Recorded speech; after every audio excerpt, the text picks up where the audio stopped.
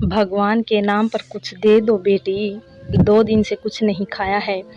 वीनू की नज़र उस बूढ़ी अम्मा पर पड़ी तो वो सिहर गई। इस उम्र में भी उनको भीख मांगनी पड़ रही है। वो अपना पर्स खोलती कि इससे पहले ही ट्रेन चल पड़ी। लोकल ट्रेन से वो रोज़ इसी रास्ते से अपने ऑफिस जाती है। यूँ तो स्टेशन पर काफ़ी भीख मांगने वाले रहते हैं, पर इस बूढ़ी अम्मा को देखकर उसे विश्वास नहीं होता था कि ये भिखारिन है। पर जब भूख बर्दाश्त ना हो और पास में खाने के लिए नहीं हो तो कोई दूसरा चारा नहीं आता है। वीनू पूरे रास्ते उस बूढ़ी अम्मा के बारे में सोचती रही और दिन भर ऑफिस में पूरा हो गया। शाम को जब वो लौटी तो स्टेशन पर फिर से वो ही दिखाई दी। वीनू उनके पास गई तो उनकी आंखें बुझी हुई थी। यूँ लग रहा था कि जीने की कोई उम्मीद ही नहीं बची हो। बस जिंदगी काटनी है इसलिए जीना है। उम्र करीब 80 साल, चेहरे पर अनुभवों की झुर्रियां, मैली कुचली साड़ी पर इन सब से हटकर भी वो कुछ अलग लग रही थी। किसी अच्छे घर की महिला ही नजर आ रही थी। पता नहीं कौन सी ऐसी मजबूरी है। वीनू ने वही खाने बेचने वाले से एक प्लेट ले ली जिसमें 4 पूड़ी और आलू की सब्जी थी। साथ ही उसने एक पैकेट छाछ भी ले ली ताकि गले में त्रावट हो जाएगी। अम्मा ये खाना खा लो और छाछ पी लो, आपका पेट भर जाएगा। खाना देखते ही उसकी आंखें चमक गई। उन्होंने आशीर्वाद दिया और खाने लग गई। वीनू आगे कुछ पूछती कि विनीत का फोन आ गया। कहाँ हो यार, अब तक तो घर आ जाती हो, आज तो बड़ा समय लगा दिया। हाँ आ रही हूँ, वो मैं आकर बताती हूँ। और वीनू घर की ओर चल दी। तुम भी ना वीनू, स्टेशन पर तो ऐसे कितने ही भिखारी होते हैं, रोज कितनों को खाना बांटोगी। आज दोगी तो कल भी मांगेंगे। फिर इन लोगों को रोज मांगने की आदत हो जाती है। काम धाम तो कुछ ही करते नहीं हैं, बस मुफ्त की रोटियां ही तोड़ते हैं। विनीत ने तेज स्वर में कहा, नहीं विनीत, ये आम भिखारिन की तरह नहीं थी, जरूर कोई मजबूरी होगी। इतनी लाचार लग रही थी कि तुमको भी देखकर दया आ जाती। मैं कल अम्मा से बात करूंगी। अरे कल तो संडे है, कल क्यों जाओगी? तभी तो कल जाऊंगी, संडे है, ऑफिस जाने की जल्दी नहीं होगी और ना ही घर आने की। अगली सुबह वीनू स्टेशन की ओर चल दी। वहां पर उसने बूढ़ी अम्मा को ढूंढा पर वो कहीं दिखाई नहीं दी। तभी पूछने पर किसी ने बताया कि वो स्टेशन के बाहर जो बड़ा सा बरगद का पेड़ है वहीं पर उनका बसेरा है। तो वीनू वहीं चली गई। बरगद के पेड़ के नीचे वो लेटी हुई थी। अम्मा, मैं आपके लिए नाश्ता लाई हूँ, आज आप अंदर नहीं आई हो। बिटिया, तबीयत ठीक नहीं लग रही है, हाथ पैर भी जवाब दे चुके हैं। अब इस उम्र में कोई भी काम नहीं होता है तो भीख मांगकर ही काम चला लेती हूँ। वैसे कभी कभी तेरे जैसे लोग भी आते हैं, मुफ्त में खाना दे जाते हैं। अम्मा, आप कब से भीख मांग रही हैं? वीनू के सवाल को सुनकर वो हैरान रह गई और आंखों से आंसू बहने लगे। बिटिया, भीख मांगना मुझे पसंद नहीं है, पर क्या करूं, मजबूरी है। इस उम्र में हाथ पांव चलते नहीं हैं, पेट की आग बुझाने के लिए खुद भी जलना पड़ता है। कभी नहीं सोचा था कि मेरी भी ये स्थिति होगी। मैं तो स्टेशन पर भिखारियों को खुद भीख देती थी, खाना कपड़ा जरूरत का सामान बंटवाती थी। शहर के बीचों बीच एक हमारा बड़ा सा मकान था। मकान में नौकर चाकर थे, किसी रानी से मैं कम नहीं थी। घर पर दादी सास का हुक्म चलता था, वो लाठी हाथ में लेकर सबकी बजाती थी। मजाल थी कि उनके हुक्म के बिना एक पत्ता भी हिल जाए। घर में खाने पीने की कोई कमी नहीं थी। हर आने जाने वाले का घर में पूरा सम्मान किया जाता था। नौकर माली धोबी मुनीम सबको त्योहार पल अच्छे कपड़े और पैसे मिठाई देते थे। जब मेरी गोद भराई हुई थी तो पूरा गांव जीवने आया था। देसी घी में पकवान सबने थे। सबने बेटे का आशीर्वाद दिया और मुझे पहली संतान के रूप में सोहन मिला। सोहन की परवरिश में कोई कमी नहीं रही। 1.5 साल बाद ही रोहन भी हो गया। 2 बेटों की माँ बनने का जो गर्व था वो मेरे सिर पर चढ़कर बोल रहा था। मैं दादी सास और सास की प्यारी बहू थी जिसने खानदान को 2 वारिस दिए थे। हम हर त्योहार पर मंदिर और स्टेशन पर जाकर भिखारियों और जरूरतमंदों को कपड़ा और खाना बंटवाते थे। मेरे दोनों बड़े बेटे बड़े हो रहे थे, पति विरासत से मिला व्यापार संभाल रहे थे। घर में साक्षात अन्नपूर्णा का वास था। दोनों बेटों की अच्छी परवरिश हो रही थी, पर वो ज्यादा धन देकर बिगड़ने लगे थे।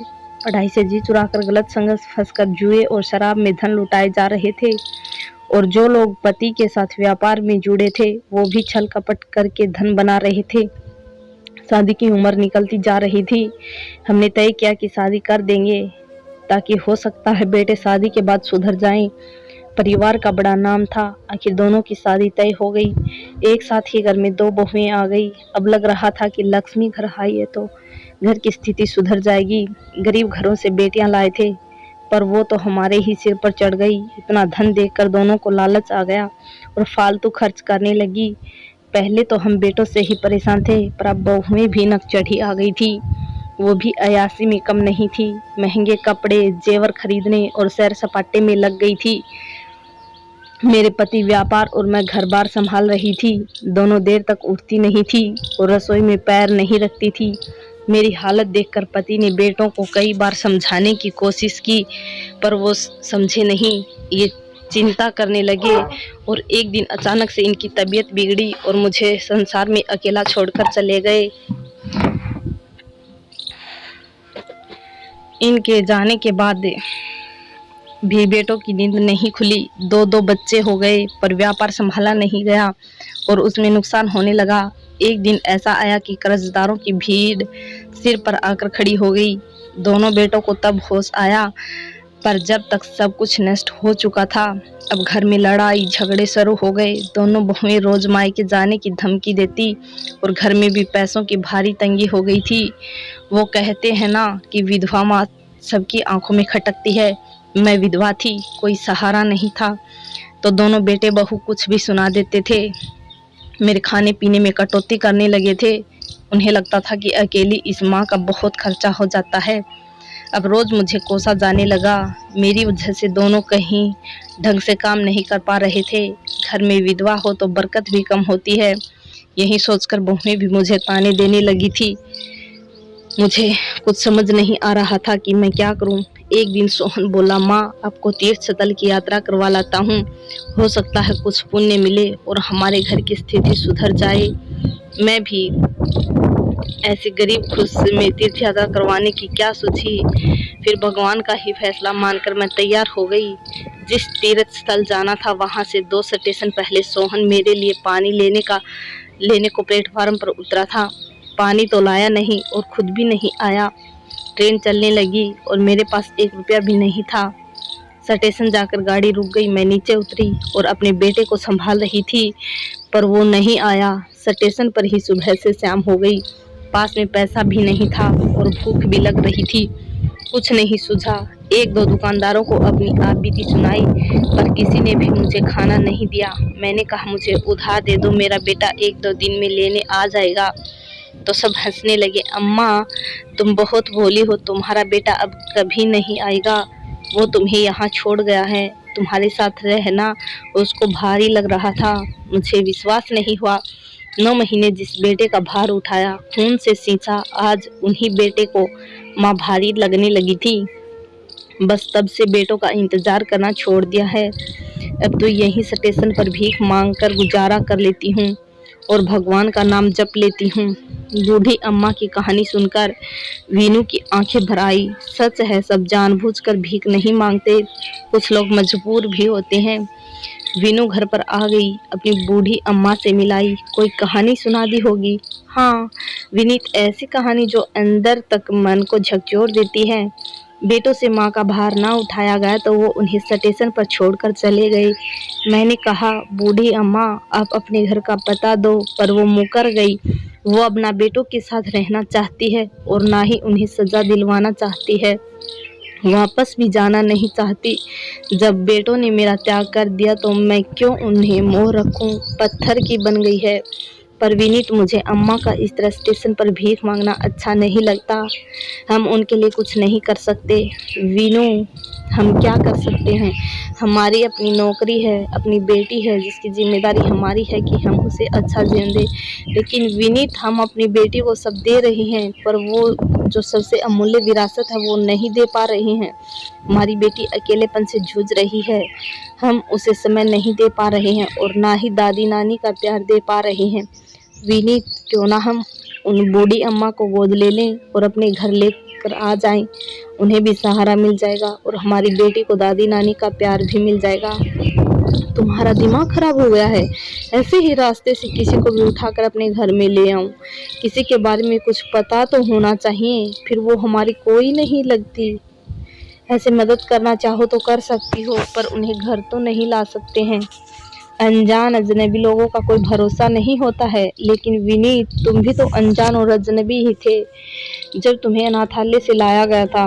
वीनू की बात सुनकर विनीत चौंक गया। फिर वो झूठ भी तो नहीं बोल रही थी, वो भी अनाथ था। जाने क्यों उसके माता पिता ने उसका त्याग कर दिया था। आज भी उसे अपने माता पिता की याद आती है। जिन लोगों ने उसे गोद लिया था उन्होंने बड़े लाड प्यार से पाला, और आज उन्हीं के दम पर वो अपने पैरों पर खड़ा हुआ है।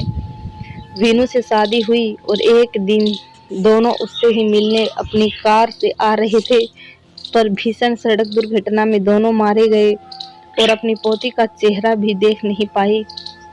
विनीत फिर से अनाथ हो गया था। ये तो वीनू ने उसे संभाला और हर कदम पर उसका साथ दिया।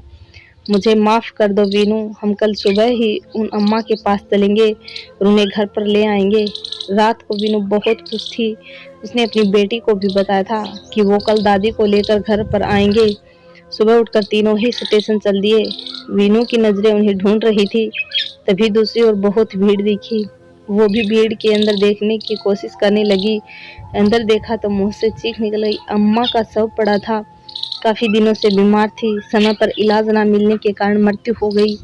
दो बेटों की माँ भीख मांगने पर मजबूर हो गई थी और आज एक लावारिस की भांति स्टेशन पर पड़ी थी।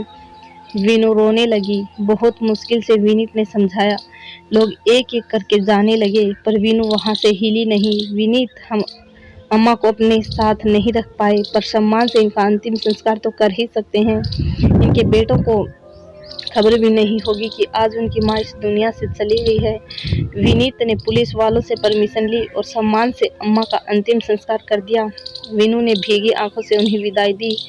दोस्तों, समाज में लड़कों की बड़ी चाह है कि बेटे होंगे तो माता पिता को बुढ़ापे में सहारा मिलेगा, उनके हाथों से चिता की आग दी जाएगी। पर कलयुग में सब परिभाषा बदल गई है। बेटे जीते जी माता पिता को छोड़ देते हैं, घर से बेघर कर देते हैं। धन्यवाद दोस्तों। वीडियो पसंद आई हो तो लाइक करें, चैनल को सब्सक्राइब करें।